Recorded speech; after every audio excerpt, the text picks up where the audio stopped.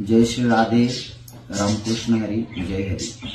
Video बनवण्याचं कारण असं आहे की इंदुरीकर बाबांच्या पोरीचं साखरपुडा होता आणि साखरपुडाचा व्हिडिओ व्हायरल झाला आणि व्हायरल झाल्याच्या नंतर व्हायरल करणाऱ्याचेही भाव कसे आहेत सांगता येणार नाही, पण कमेंट्स करणाऱ्यांनी एवढे चुकीचे कमेंट्स केलेले आहेत। तर मला एक सांगायला आवडेल की भाई, जय इंदुरीकर बाबांना तुम्ही नावं ठेवतात, त्या बाबांनी कीर्तनातून जो संदेश दिलेला आहे तो काही चुकीचा नाही।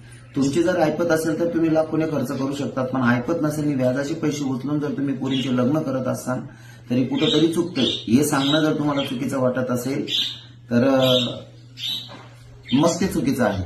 पण बाबांनी प्रत्येक वेळेस जगण्याचा मार्ग आपल्याला सांगितलेला आहे आणि जितकं साधं सोपं जीवन जगता येईल तेवढं साधं सोपं जीवन जगण्याचा संदेश बाबांनी आपल्याला कीर्तनाच्या माध्यमातून दिलेला आहे।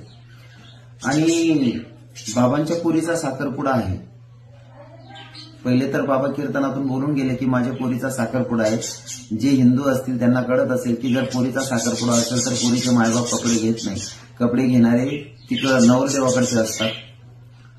आणि तरी पण ठीक आहे ना, जर खर्च झालाच असेल तर इंदुरीकर बाबांचं जर उत्पन्न तसं असेल तर इंदुरीकर बाबा खर्च करतायत। पण इंदुरीकर बाबांच्या घरामध्ये आता पोरीचा साखरपुडा या आनंदाचा दिवस होता। कदाचित ती व्यक्ती दुविधा परिस्थितीमध्ये असेल की आता पोरगीचं लग्न होणार हा एक आनंद आहे आणि मुलगी घरून जाणार हे बापाला काय दुःख असतं ते पोरीच्या बापाला कळतंच। पण अशा परिस्थितीमध्ये आपण बाबांना सपोर्ट करायला पाहिजे होता। ज्या माणसाने 30 ते 35 वर्ष वारकरी संप्रदायाची सेवा केली, ज्या माणसानं परिवाराला वेळ न देता समाजाला वेळ दिलेला आहे आणि आता कुठं 2-4 दिवस आनंदाचे त्यांच्या घरात आलेले होते, तर प्रत्येकानं या कार्यप्रसंगाला सपोर्ट करायला पाहिजे होतं, सामील झालं पाहिजे होतं। म्हणजे घरी बसल्या का असेना व्हिडिओ आल्याच्या नंतर कमीत कमी शुभेच्छा तरी दिल्या पाहिजे होत्या चांगल्या। पण तुम्हाला शुभेच्छा देता नाही आल्या तर नाही दिल्या, ठीक आहे। कोणाला चांगलं म्हणता येत नसेल तर म्हणू नका, पण कोणाला वाईट तरी म्हणू नका किंवा हिनवू नका। इंदुरीकर बाबांच्या घरामध्ये आता एवढं मोठं कार्य झालेलं आहे आणि तुम्ही ज्या व्यक्तीनं आपल्यासाठी परिवाराला वेळ दिला नाही त्या व्यक्तीनं समाजाला वेळ दिला आणि त्या व्यक्तीनं आता वेळ द्यायची वेळ मतलब घरच्या परिवाराला थोडी वेळ द्यायची। अशा प्रसंगाला तरी आपण त्यांना सपोर्ट करायला पाहिजे होता असं मला वाटतं। आणि बाबांना एक सांगू इच्छितो, बाबा तुम्ही वारकरी संप्रदायाची श्रीमंती आहात। कोणी कमेंट्स करत असेल, कोणी तुमच्यावर व्हिडिओ बनवत असेल की इंदुरीकर महाराजांच्या वागण्यामुळे किंवा हा साखरपुड्यामध्ये झालेल्या खर्चामुळे वारकरी संप्रदाय नाराज आहे, तर वारकरी संप्रदाय एवढ्या घालवलेल्या विचाराचा नाहीये। वारकरी संप्रदायाला आनंद आहे। कोणी वारकरी संप्रदायाची इंदुरीकर बाबांच्या पोरीचं लग्न नाही तर ते आमच्यासाठी सुद्धा आमच्या लहान्या बहिणीचं लग्न आहे आणि लग्नामध्ये जर कधी आनंद घेतला नाही तर ते लग्न काय कामाचं। जर बाबांची ऐपत आहे तर करू द्या, काय फरक पडतो। अरे ज्या बाबांनी साखरपुड्यामध्ये शेतकरी लोकांना लाख रुपये दिले, हे लाख रुपये दिल्याचा व्हिडिओ नाही व्हायरल झाला बाबांचा।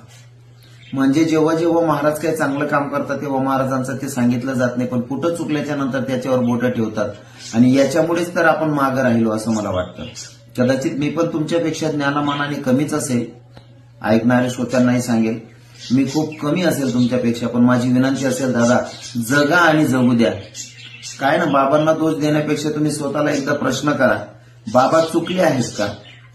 अरे बाबांनी तर तुमचा त्रास नको व्हायला तुम्हाला म्हणून बाबा संदेश देतात आणि तुमच्याकडे पैसा अडका सर्व काही आहे तर तुम्ही मोकळा खर्च करा ना। बाबांचा कुठं विरोध आहे आणि बाबा कुठं तुमचे बँक बॅलन्स चेक करताय की तुमचं किती नुकसान झालेलं आहे। तुम्हाला करायचं असेल तुम्ही करा, पण ज्या बाबांच्या घरामध्ये आता शुभ कार्य येतंय त्यांच्या भावना दुखवू नका।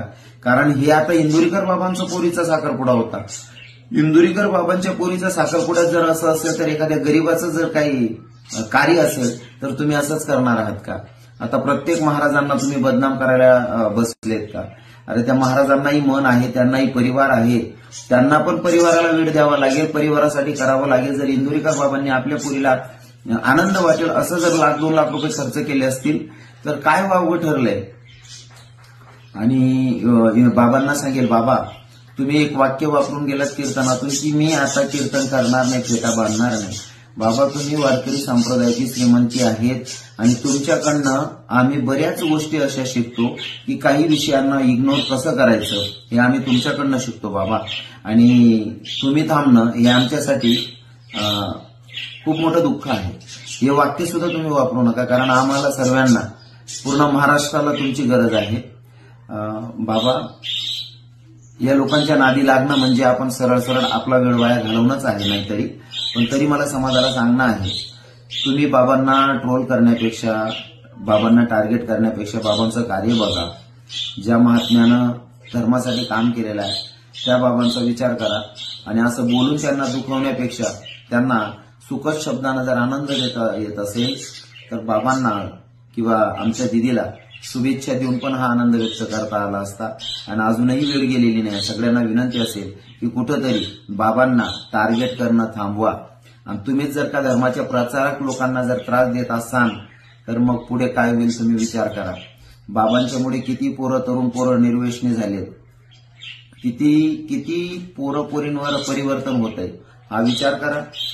असो, काही चुकलं असेल माझंही तर मी समाजाची जाहीर माफी मागतो. पण सगळ्यांना सांगेल, बांधवांना, तरुण भावांना जे कमेंट्स करतायत, कमेंट्स करणारे काही अशिक्षित नसतीलच, ज्यांना लिहिता वाचता येते तेच आहेत. तर तुम्हाला हे कळलं पाहिजे, जर आपण धर्माचे प्रचारकांना जर त्रास देऊ तर पुढे जाऊन आपला धर्माचा प्रचार कोण करणार आहे, एवढं तुम्ही तरुणांनी लक्षात घेतलं पाहिजे. राजे छत्रपती शिवरायांनी तुकोबारायांची पूजा केलेली आहे आणि जर का आम्ही तुकोबाराय होऊ शकत नाही, तुम्ही शिवराय होऊ शकत नाही, पण कमीत कमी त्यांच्या पावलावर पाऊल ठेवून चालण्याचा प्रयत्न तरी करा, ही सगळ्या बांधवांना विनंती असेल. जय श्री राधे, राधे राधे, रामकृष्ण हरी, जय हरी.